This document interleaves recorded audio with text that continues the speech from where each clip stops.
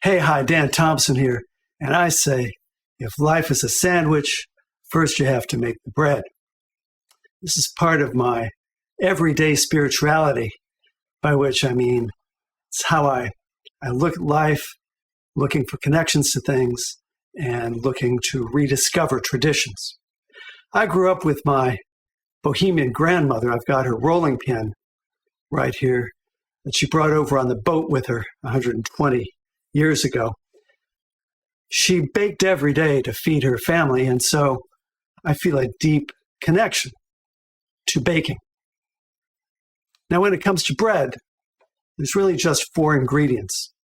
It's really simple. There's flour, water, salt, and yeast. As the proportions of those ingredients and how you handle them, that give you different types of breads, give you focaccia or bagels or pita breads or a simple sandwich loaf like we're going to make today.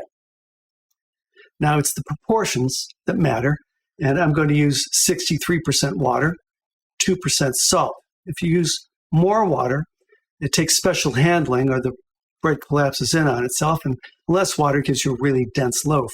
Likewise, if you stray too far from that 2% salt, the bread becomes unpalatable.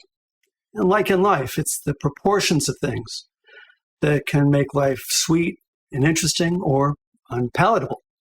I've pre-measured everything here, but since my grandmother never wasted a thing, I've got half a cup of faro that we had for dinner a couple nights ago left over. I'm going to add that. And because life should be sweet, I'm going to add a generous dollop of honey.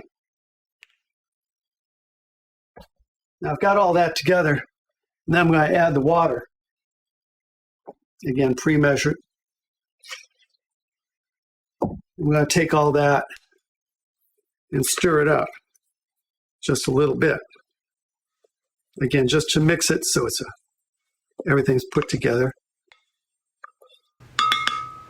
And now when we knead it, it transforms from this sticky mess into a nice workable ball.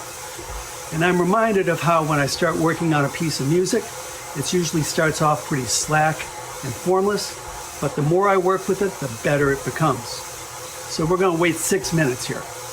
So now that that's done, I'll scrape the bowl onto my workspace, oil the bowl, take this dough, and I'll turn it inside itself.